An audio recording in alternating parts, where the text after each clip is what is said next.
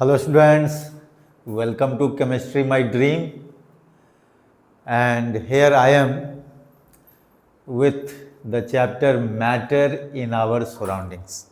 This is for class 9 students.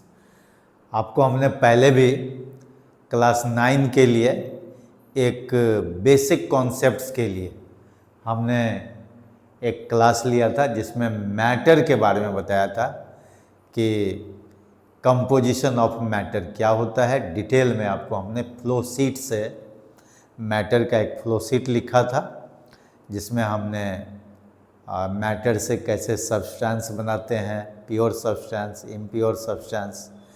Pure substance में element compound हम लोग लेते हैं और इम्प्योर सब्सटेंस में मिक्सचर होता है।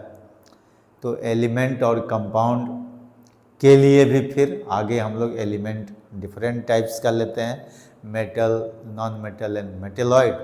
और कंपाउंड में जो है इनऑर्गेनिक कंपाउंड, ऑर्गेनिक कंपाउंड, ये सब होता है। ठीक है, तो ये सब हमने डिटेल में क्लास 9 में आपको बताया हुआ है।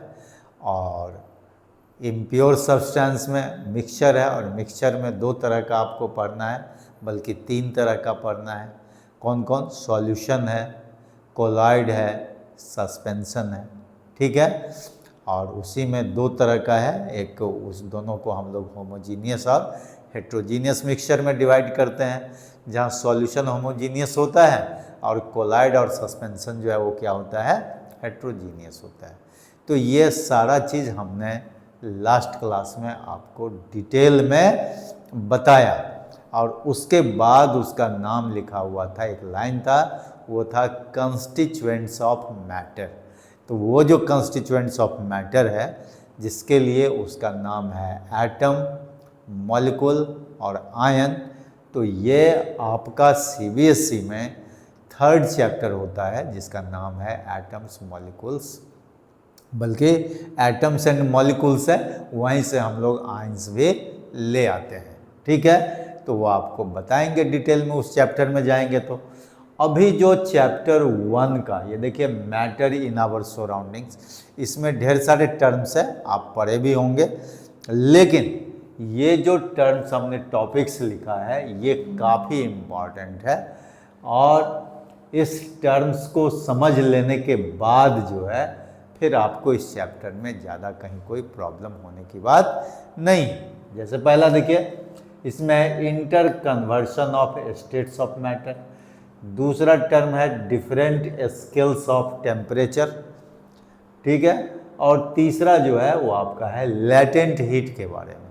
ठीक है, बाकी जो इसमें टर्म है इवेपोरेशन है, बॉइलिंग है, boiling point, melting point, condensation point, मतलब ये सब जो है आप, या फ्रीजिंग पॉइंट जो भी है, वो सब कुछ पढ़ेंगे। ठीक है, तो ये जो हमने inter conversion of states of matter रखा है, इसमें भी बहुत बातें आ जाएंगी। ठीक है, तो आप समझने की कोशिश करेंगे। ये देखिए, तो सबसे पहला है आपका inter conversion of states of matter. तो अब जैसे मान लीजिए कि कोई भी ये मैटर है, ये मान लीजिए ये है मैटर। ठीक है, तो आप जानते हैं कि मैटर का 3 स्टेट्स है। कौन कौन? पहला मेनली वो कौन कौन है? वो है आपका सॉलिड, दूसरा क्या है? लिक्विड, और तीसरा क्या है? वो है आपका गैस, है ना। तो ये बताइए कि ये, और जो 2 स्टेट है वो तो अंडर रिसर्च, आप जानते हैं कि एक प्लाज्मा स्टेट है और एक क्या है आपका बोस-आइंस्टाइन कंडेंसेट स्टेट। तो वो भी इसी सब पर डिपेंडेंट है। तो मेनली ये जो बेसिक इसका फॉर्म्स है मैटर का, वो है सॉलिड, लिक्विड एंड गैस, जो आप बहुत पहले से भी पढ़ते आ रहे हैं। हम ये नहीं बताना चाहते हैं कि सॉलिड का डेफिनेशन क्या होता है, लिक्विड का डेफिनेशन क्या होता है, गैस का डेफिनेशन, ये सब आप जानते हैं। हम इस चीज़ को बहुत पहले से आप पढ़ रहे हैं। सॉलिड के लिए क्या बोलते हैं आप? कि the matter which has definite shape and volume, solid हो जाता है। लिक्विड के लिए क्या बोलते हैं, definite volume and indefinite shape बोलते हैं, और गैस के लिए क्या बोलते हैं, बोथ शेप एंड वॉल्यूम जो होता है इनडिफिनिट होता है। तो वो आप वर्षों से पढ़ते आ रहे हैं 5-6 से, तो उसमें ज़्यादा टाइम लगाने की ज़रूरत नहीं है। लेकिन ये देखिए, inter conversion of states of matter का मतलब हुआ कि how we change solid to liquid and liquid to gas and at the same time gas to liquid and liquid to solid. ठीक है, तो इसके लिए आप जो है इस तरह से आप एक फिगर बना लीजिए, उस फिगर से आप आराम से जो है समझ सकते हैं। ठीक है, तो देखिए सबसे पहले हम लेते हैं, ये देखिए ये हो गया यहाँ पर सॉलिड। ठीक है, देखिए यहाँ लिख दीजिए लिक्विड और यहाँ लिख दीजिए गैस। ये सब क्या है ना कि आपको याद रखने में आसान होगा। तो सॉलिड से लिक्विड, जैसे मान लीजिए कि कोई सॉलिड जो है वो लिक्विड में भी आ सकता है और गैस में भी आएगा। तो ये कैसे आएगा उसके लिए कहता है कि देखिए सॉलिड, इसको आप हीट करेंगे, तो यहाँ लिखिए हीट। तो सॉलिड को हीट करेंगे तो लिक्विड होगा, लिक्विड को फर्दर हीट करेंगे तो क्या होगा, गैस बन जाएगा। ठीक है, अब गैस को क्या करेंगे, जैसे देखिए आप गैस से आपको लिक्विड बनाना है तो कूलिंग करेंगे। जैसे मान लीजिए कि यहाँ हीटिंग है, इसको हीटिंग कर दीजिए, अच्छा रहेगा। तो इसको हम लोग क्या करेंगे, कूलिंग कर देंगे। देखिए ये हम लोग कूलिंग कर देंगे। तो गैस को कूलिंग करेंगे, इसका मतलब टेम्परेचर घटा देंगे तो लिक्विड बन जाएगा, और लिक्विड को फर्दर कूलिंग में डालेंगे तो वो जो है सॉलिड बन जाएगा। ठीक है, तो ये हीटिंग का मतलब क्या हुआ, इंक्रीज इन टेम्परेचर। यहाँ लिक्विड का टेम्परेचर आप फर्दर इंक्रीज कर रहे हैं। उसी तरह से देखिए गैस का जैसे ही टेम्परेचर डिक्रीज करेंगे तो कूलिंग हो जाएगा, और लिक्विड का फर्दर टेम्परेचर अगर घटा देंगे तो ये क्या हो जाएगा, सॉलिड हो जाएगा। मतलब फर्दर कूलिंग करेंगे तो सॉलिड हो जाएगा। तो कूलिंग का मतलब ही होता है कि आपको टेम्परेचर को क्या करना है, घटा देना है, मतलब कम कर देना है। तो ये हो गया how we can interchange the states of matter. ठीक है, तो देखिए सॉलिड से लिक्विड, लिक्विड से गैस ऑन हीटिंग होता है, और ऑन कूलिंग जो है क्या होता है, गैस से लिक्विड और लिक्विड से सॉलिड। ये आपका जो है कूलिंग होता है। ठीक है, तो ये इस तरह का तो आपने लिख लिया। अब इसमें देखिए टेम्परेचर और प्रेशर का इफेक्ट क्या होता है।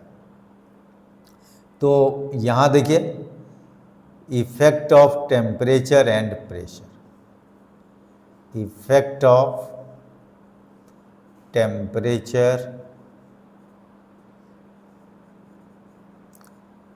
And pressure on interconversion of state of matter, on interconversion of states of matter। ये देखिए states of matter। तो यहाँ पर हम लोग क्या करेंगे ना, फिर से इस चीज़ को लिख देंगे। तो यहाँ देखिए ये फिर से हम लोग क्या लिखेंगे, ये हो गया सॉलिड, ये हो जाएगा लिक्विड, और ये हो जाएगा आपका गैस, सॉलिड लिक्विड गैस। ठीक है, तो अब देखिए टेम्परेचर और प्रेशर का किस तरह से इफेक्ट है। यहां लिखिए increase in temperature,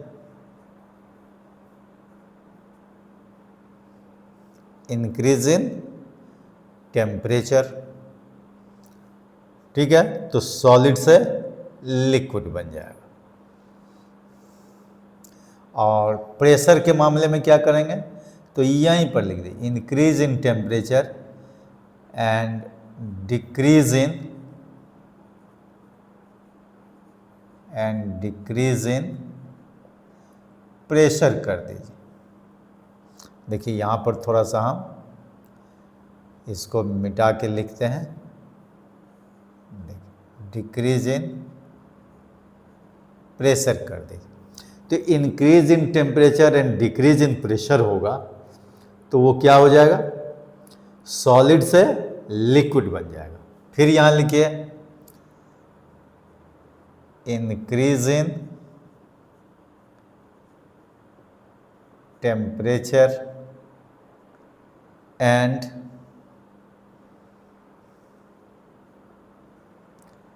decrease in pressure and decrease in pressure. देखिए प्रेशर के लिए थोड़ा सा हम इसको जो है आगे बढ़ा दें और देखिए यहाँ पर हम लिख देते हैं प्रेशर। तो increase in temperature decrease in pressure वो हम लोग ऊपर में लिख दें तो वो क्या हो जाएगा, सॉलिड से लिक्विड हो जाएगा और लिक्विड से गैस बन जाएगा। अब यहाँ देखिए जब ये फिर से गैस से लिक्विड बनेगा तो जस्ट ये ऊपर जो लिखे हैं उसमें हम लोग क्या कर दें, उसको ऑपोजिट कर दें। जैसे इंक्रीज इन टेम्परेचर है तो यहाँ लिख दें decrease in temperature and increase in pressure. क्या कर दें, इंक्रीज इन प्रेशर कर दें, ठीक है। उसी तरह से इसमें भी हम लोग लिख दें, देखिए यहाँ लिक्विड से सॉलिड जब ये आएगा तो कब आएगा, जब हम लोग क्या कर दें decrease in temperature and increase in pressure. तो यहाँ भी लिख दें decrease in temperature and increase in pressure, increase in pressure. तो देखिए ये जो है आपका inter conversion of states of matter, ठीक है। यहां पर आपने हीटिंग और कूलिंग करके लिया और यहां जो है आपने टेम्परेचर और प्रेशर के टर्म में वेरिएशन करके आपने स्टेट्स ऑफ मैटर में चेंज किया कि सॉलिड से कैसे लिक्विड हुआ, लिक्विड से कैसे गैस बना और गैस से फिर कैसे लिक्विड हुआ और लिक्विड से कैसे फिर सॉलिड हुआ, ठीक है। तो ये जो है आपका क्या हो गया, inter conversion of states of matter हो गया। अब जरा इसको हम लोग एक और भी मेथड से चाहे तो आप दिखा सकते हैं। अब जैसे मान लीजिए कि आपका जो है ये देखिए, अब एक जो है आपका आता है सब्लिमेशन। अब बोलिए इस सब्लिमेशन के लिए आप क्या करते हैं। Sublimation is the process in which a solid is directly converted into gaseous state without converting into liquid, and when that gaseous state is condensed back without converting into liquid, it comes back to solid. ये आप जानते हैं। तो this process is called sublimation. तो वहाँ पर हम लोग क्या करते हैं कि देखिए वहाँ के लिए ये जैसे सॉलिड है और सॉलिड से डायरेक्ट हम लोग क्या लेते हैं, गैसियस स्टेट में इसको कन्वर्ट करते हैं, ठीक है। तो यहाँ भी क्या है, इंक्रीज इन टेम्परेचर ही होगा and decrease in pressure and decrease in pressure. ठीक है, उसी तरह से जब गैस से सॉलिड आएगा तो वो क्या हो जाएगा, decrease in temperature and increase in pressure हो जाएगा। ठीक है, तो इस तरह से हम लोग inter conversion of states of matter पढ़ लेते हैं। ठीक है, तो ये तो हो गया। अब आपका क्या है, देखिए डिफरेंट स्केल्स ऑफ टेम्परेचर, इसको हम लोग कैसे पढ़ते हैं, जरा इस चीज को देख लीजिए, ये भी उतना ही इंपॉर्टेंट है। तो डिफरेंट स्केल्स जो है, यहाँ हम लिख देते हैं एक बार फिर से, different scales of measuring temperatures.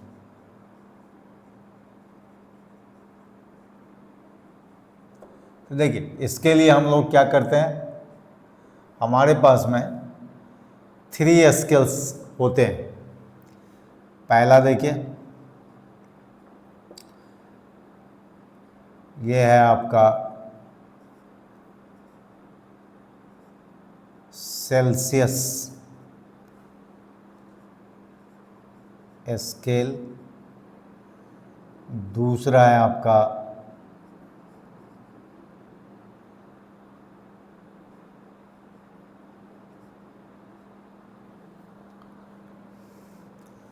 Fahrenheit, जरा इसका स्पेलिंग सही कर लीजिए,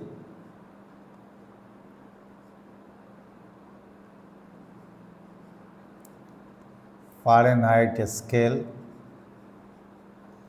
और तीसरा जो है वो है केल्विन स्केल। अब ये देखिए तीनों स्केल जो है वो साइंटिस्ट के नाम पर है। ये देखिए, ये सेल्सियस साइंटिस्ट का नाम है, फ़ारेनहाइट साइंटिस्ट का नाम है, और केल्विन भी साइंटिस्ट का ही नाम है। तो अपने अपने नेम पर ही वो टेम्परेचर स्केल उन्होंने दिया है जिन्होंने इसको इंट्रोड्यूस किया। ठीक है, तो इसके लिए जो है आप 2 चीज़ जान लेना जरूरी होता है। पहला होता है, देखिए सेल्सियस स्केल में ये 0 डिग्री सेल्सियस जो होता है वो आइस पॉइंट कहलाता है। क्या कहलाता है, आइस पॉइंट, जिसको हम लोग बोलते हैं लोअर फिक्स्ड टेम्परेचर। क्या बोलते हैं, लोअर फिक्स्ड टेम्परेचर। उसी तरह से और दूसरा जो होता है वो होता है 100 डिग्री सेल्सियस, जिसको हम लोग बोलते हैं steam point, steam point.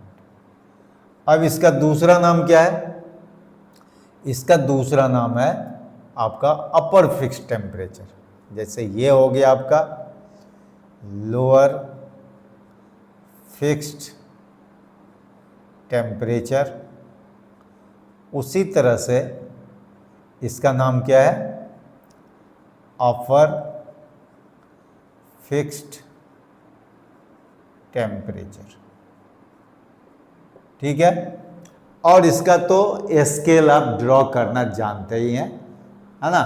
Different thermometers जो है आप ड्रॉ कर सकते हैं, तो ये सबसे ज़्यादा ज़रूरी है। उसी तरह से फ़ारेनहाइट स्केल जो है, इस फ़ारेनहाइट स्केल के लिए आप आइस पॉइंट जो है वो लिख सकते हैं। और देखिए आइस पॉइंट होता है 32 डिग्री फ़ारेनहाइट F, और स्टीम पॉइंट जो होता है वो 212 होता है, 212 डिग्री फ़ारेनहाइट। उसी तरह से केल्विन स्केल के लिए देखिए, ये होता है 273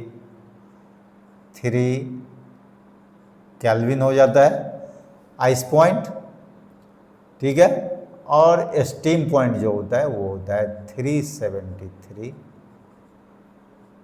केल्विन हो जाता है, ठीक है। और दोनों का जो है डिफरेंस लेंगे तो देखिए ये क्या हो जाता है, 100 डिग्री ही रहेगा, ये 180 हो जाएगा, ये 100 हो जाएगा, ठीक है।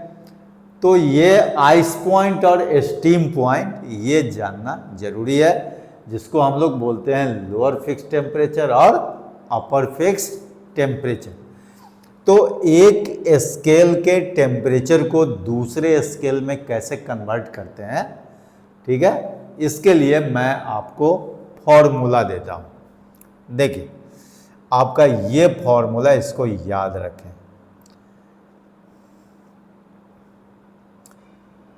Conversion of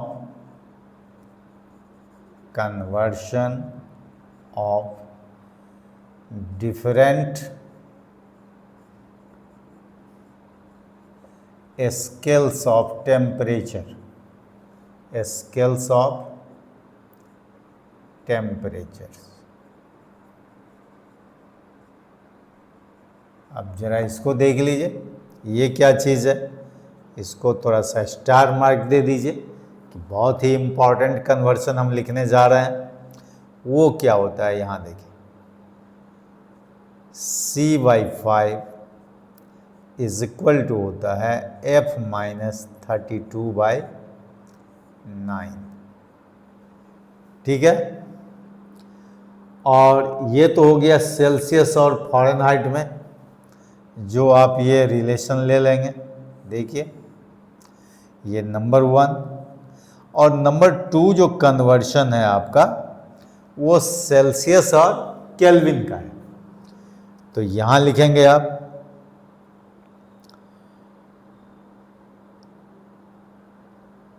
K is equal to होता है T degree Celsius plus 273।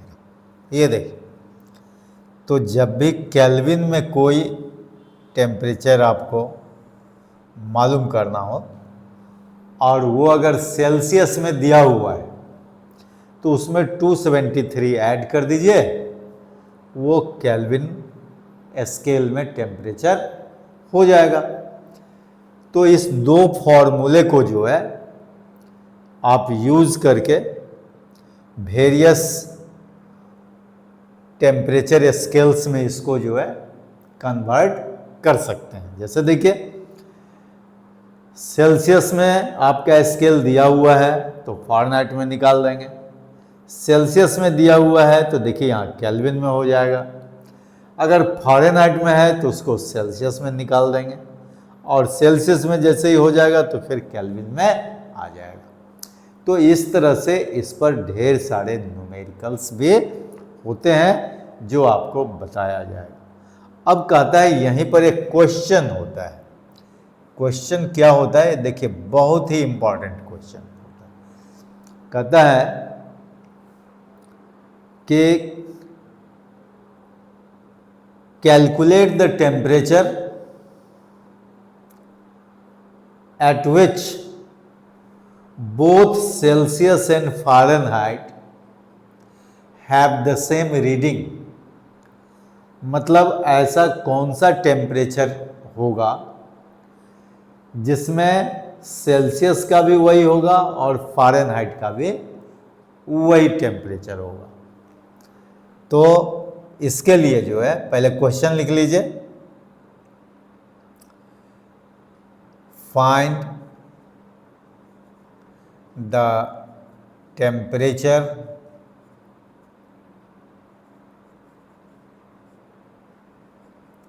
at which both Celsius and Fahrenheit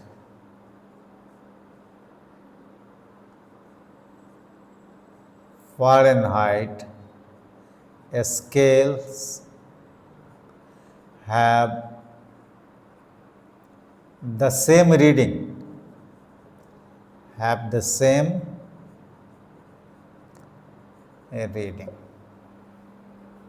ठीक है। तो इसके लिए जो है आप आंसर जो है आराम से कर सकते हैं।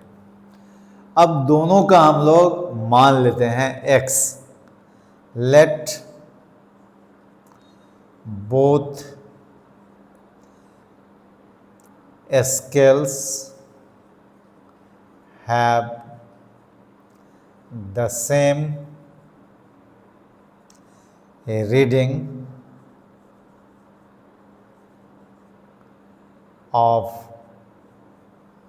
temperature, that is x। कहने का मतलब x डिग्री सेल्सियस हो या x डिग्री फ़ारेनहाइट, x मान लेते हैं।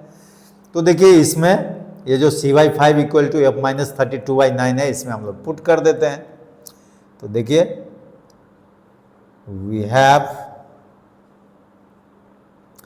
C/5 is equal to F-32/9। ठीक है, इसको हम लोग आगे बढ़ा देते हैं। देखिए x/5 is equal to x-32/9 हो जाएगा। अब यहाँ जो है हम लोग इसको क्रॉस मल्टीप्लिकेशन कर दें तो देखिए 9x इक्वल टू हो जाएगा 5x माइनस 160 हो जाएगा। अब इसको जो है हम लोग इधर ले आवे तो 9x minus 5x is equal to हो जाएगा माइनस 160 हो जाएगा। और यहाँ जब x निकालेंगे तो ये हो जाएगा minus 160/4, that is minus 40 degree. तो minus 40 degree Celsius is equal to minus 40 degree Fahrenheit, क्योंकि दोनों ही पर वो रीडिंग क्या हो जाएगा, सेम हो जाएगा। तो माइनस 40 डिग्री तक अगर हम लोग जाएं तो वहाँ तक क्या हो जाएगा, फ़ारेनहाइट और सेल्सियस दोनों का सेम रीडिंग हो जाएगा। क्लियर। तो अगर वहाँ पर केल्विन की बात किया जाए तो कितना केल्विन हो जाएगा बताइए। इतना डिग्री सेल्सियस है तो उसमें हम लोग क्या करेंगे, 273 ऐड कर देंगे। तो यहाँ लिखिए in Kelvin K is equal to क्या हो जाएगा, -40 plus 273, this is equal to कितना हो जाएगा, देखिए ये हो जाएगा, यहाँ देखिए 233 हो जाएगा। 233 केल्विन पर जो है आपका तीनों स्केल जो है ना, चाहे वो फ़ारेनहाइट हो, है ना, या सेल्सियस हो या केल्विन हो, ये सब के सब जो है इक्वल हो जाएगा। ठीक है। तो इस तरह से जो है हम लोग क्या करते हैं कि डिफरेंट स्केल्स ऑफ टेम्परेचर को मेजर कर लेते हैं। ये बहुत ही इम्पॉर्टेंट फॉर्मूला है। इस फॉर्मूला को आप ज़रूर याद कर लेंगे तो फिर आपको ये कहीं से कोई प्रॉब्लम नहीं होगा। इसके बाद देखिए ये लैटेंट हीट का जो है आपको मैं कॉन्सेप्ट देता हूँ। ये लैटेंट हीट देखिए क्या होता है।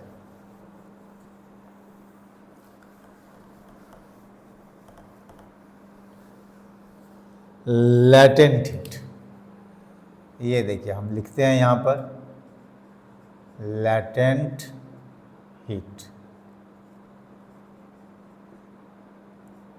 कहता है कि ये हीट जो है, लैटेंट का मतलब हिडन होता है, छिपा हुआ, आपको पता नहीं चलेगा कि हीट कहाँ जा रहा है। ठीक है, तो कहता है कि ये लैटेंट हीट क्या होता है।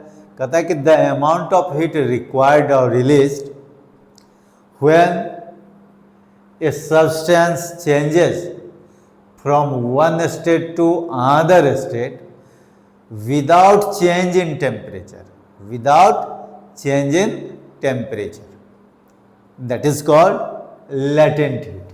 अब जैसे मान लीजिए कि एक स्टेट से दूसरे स्टेट का मतलब क्या हुआ, सॉलिड से लिक्विड हुआ, या सॉलिड से गैसियस स्टेट में हुआ, या फिर लिक्विड से वेपर बना या गैसियस स्टेट में आया, फिर गैस से लिक्विड बना, लिक्विड से सॉलिड बना, या फिर गैस से डायरेक्ट सॉलिड बना सब्लिमेशन के थ्रू, तो उसी को हम लोग बोलते हैं, क्या बोलते हैं, लैटेंट हीट बोलते हैं। तो latent heat is the amount of heat required और released when a substance changes from one state to another state without change in temperature. इस चीज को जो है आपको लिख लेना बहुत जरूरी है, मतलब उसके टेम्परेचर में कोई चेंज नहीं होता है।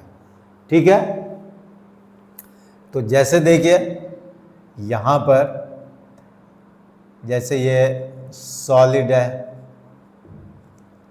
तो ये सॉलिड से लिक्विड बना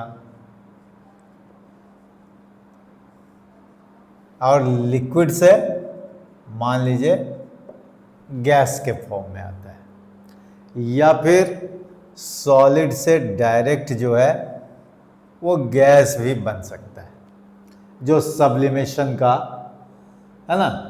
सॉलिड से जब लिक्विड होता है तो मेल्टिंग की बात होती है, लिक्विड से जब गैसियस स्टेट में आता है तो बॉइलिंग की बात होती है ना। जैसे मान लीजिए अगर प्रोसेस की बात हो तो आप इसको क्या जानते हैं, बोलिए, ये मेल्टिंग जानते हैं। सॉलिड अगर मेल्ट करेगा सर्टेन टेम्परेचर पर तो वो लिक्विड में कन्वर्ट होगा, लिक्विड जब बॉयल करेगा तो यहाँ पर हम लोग बॉइलिंग दे देंगे तो ये गैसियस स्टेट में आएगा। सॉलिड से डायरेक्ट गैस में आएगा तो उसका नाम होता है यहाँ पर सब्लिमेशन होता है। ठीक है, उसी तरह से अगर मान लीजिए कि गैस से कोई लिक्विड आया तो वहां पर आप क्या देते हैं, ये देते हैं आप कंडेंसेशन। क्या देते हैं, इसका नाम, प्रोसेस का नाम कंडेंसेशन।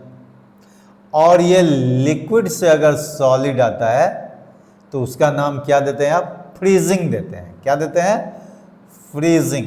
देखिए हम लिख देते हैं, दिस इज कॉल्ड फ्रीजिंग। ठीक है, तो इस तरह से आपका जो है सॉलिड से लिक्विड, लिक्विड से गैस, गैस से लिक्विड, लिक्विड से सॉलिड, और फिर सॉलिड टू गैस या फिर गैस टू सॉलिड भी अगर आप चाहें तो इसी सब्लिमेशन के थ्रू ही हो सकता है। तो इस तरह का जो फिगर है ये आपको जो है समझने में काफ़ी जो है हेल्प करेगा। तो देखिए ये प्रोसेस के टर्म में, अभी हम लोग टेम्परेचर प्रेशर के टर्म में देखे थे,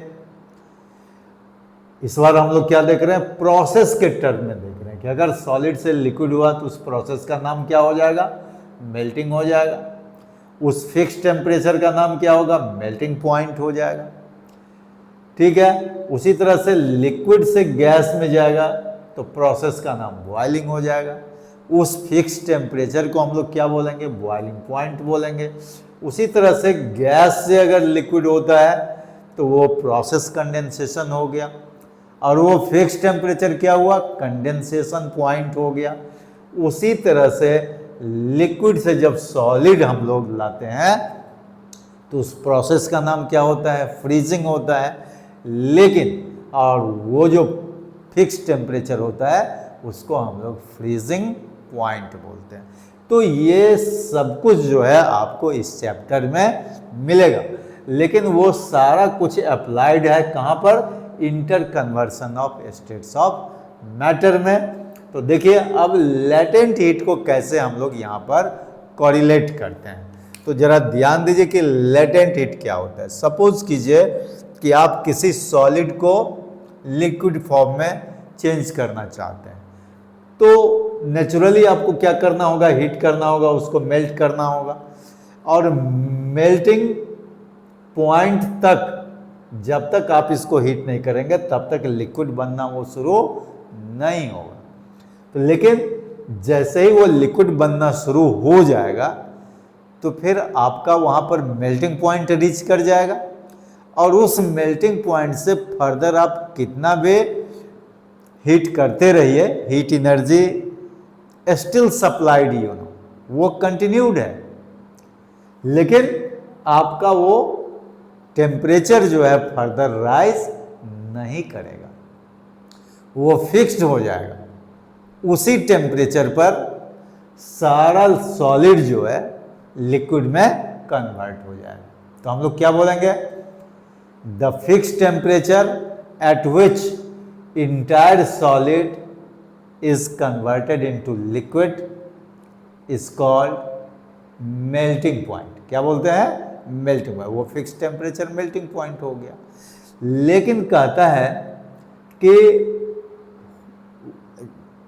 heating is continued, heat energy is continuously supplied. तो बतलाइए कि टेम्परेचर नहीं बढ़ रहा है, फर्दर तो आप देखते हैं कि हीटिंग जैसे ही किए तो टेम्परेचर बढ़ना शुरू हुआ, लेकिन बढ़ते बढ़ते सर्टेन टेम्परेचर पर आकर के वो रुक गया। और जैसे ही वहाँ रुका तो वहाँ से लिक्विड बनना शुरू हुआ।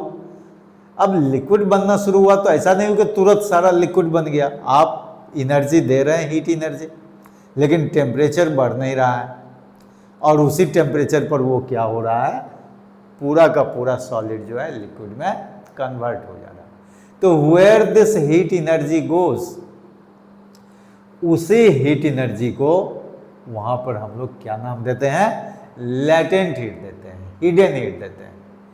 ठीक है, तो वो हिडन हीट किस काम के लिए होता है? Just to overcome the force of interaction in solid in case of, बोलिए, मेल्टिंग। तो जब तक सॉलिड मेल्ट कर रहा है लिक्विड फॉर्म में जाने के लिए, तो उसका जो इंटर पार्टिकल फोर्स है उसको ओवरकम करने के लिए, ठीक है, हम लोग क्या करते हैं? क्या देते हैं? लेटेंट हीट देते हैं। ठीक है, तो कहने का मतलब है कि देखिए यहां पर लिक्विड फेज में लेटेंट हीट का अमाउंट क्या हो जाएगा? ज़्यादा हो जाएगा इन कंपेरिजन टू सॉलिड, क्योंकि इंटायर सॉलिड जो है लिक्विड फॉर्म में आ गया उस टेम्परेचर पर, मेल्टिंग पॉइंट पर। उसी तरह से लिक्विड से जब आप गैसियस स्टेट में कन्वर्ट करेंगे तो फर्दर हीटिंग इज डन, फिर वहां पर एक टेम्परेचर फिक्स्ड होगा जहां पर पूरा लिक्विड जो है गैसियस फॉर्म में कन्वर्ट हो जाएगा। But even in that case the heating is continue. तो वो हीट एनर्जी फिर कहाँ जाता है? तो वो फिर बताइए, just to overcome the force of interaction in liquid. ठीक है, तो इसलिए हम लोग वहां पर दो चीज पढ़ते हैं। पहला क्या होता है? लेटेंट हीट ऑफ फ्यूजन, जिसको हम लोग मेल्टिंग भी बोलते हैं, फ्यूजन और मेल्टिंग। किसके लिए? सॉलिड के लिए। तो latent heat of fusion of a solid. और दूसरा जो है वो है लेटेंट हीट ऑफ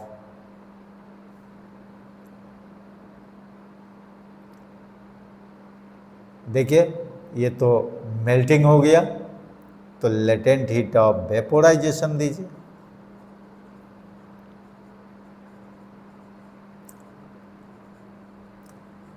ऑफ है, यहाँ लिक्विड कर दीजिए। यही दो चीज पढ़ेंगे हम, लेटेंट हीट ऑफ फ्यूजन और लेटेंट हीट ऑफ वेपोराइजेशन। तो फ्यूजन में क्या होगा, सॉलिड से लिक्विड बनेगा, और वेपोराइजेशन में क्या होगा, लिक्विड से वेपर बनेगा या गैसियस फॉर्म में जाएगा। ठीक है, तो वही क्या कहलाता है, लेटेंट हीट कहलाता है। और फिर देखिए जितना हीट एनर्जी रिक्वायर्ड होगा, है ना, सॉलिड से लिक्विड बनने में, उतना ही हीट एनर्जी रिलीज भी हो जाएगा किसमें, लिक्विड से सॉलिड बनने में। ठीक है, और उसी तरह से जितना हीट एनर्जी रिक्वायर्ड होगा लिक्विड से वेपर बनने में, उतना ही हीट एनर्जी रिलीज भी होगा वेपर से लिक्विड स्टेट आने में। ठीक है, इसीलिए लेटेंट हीट को हम लोग अमाउंट ऑफ हीट रिक्वायर्ड में भी पढ़ सकते हैं या फिर अमाउंट ऑफ हीट रिलीज्ड में भी पढ़ सकते हैं। ठीक है, तो कहता है कि जैसे ही हम लोग latent heat of fusion of a solid देंगे, तो इसमें कहता है कि amount of heat energy required to change 1 gram unit mass ले लेते हैं, 1 ग्राम लीजिए या 1 kg लीजिए, 1 kg of solid completely into liquid state without change in temperature. तो जैसे ही यूनिट मास लगा देंगे तो वो हो जाएगा latent heat of fusion of a solid, particular solid हो जाएगा, क्योंकि हर एक सॉलिड का अलग अलग जो है लेटेंट हीट होगा। उसी तरह से जब कोई लिक्विड लेंगे तो हम लोग क्या ले लेंगे वहां पर, the amount of heat required when 1 ग्राम और 1 kg of a liquid is completely changed into vapor state without change in temperature is called latent heat of vaporization। ठीक है, तो इस तरह से जो है हम लोग, है ना, लेटेंट हीट के बारे में पढ़ लेते हैं। अब यहां पर एक छोटा सा क्वेश्चन है, उस क्वेश्चन को लिख करके हम खत्म करते हैं। What is meant bye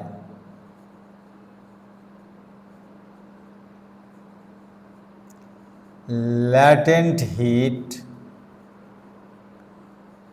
of a solid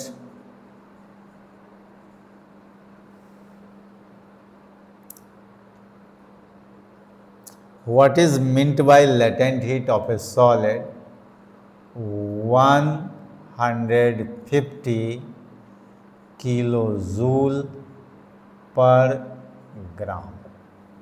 What does it mean? इसका क्या मीनिंग होता है?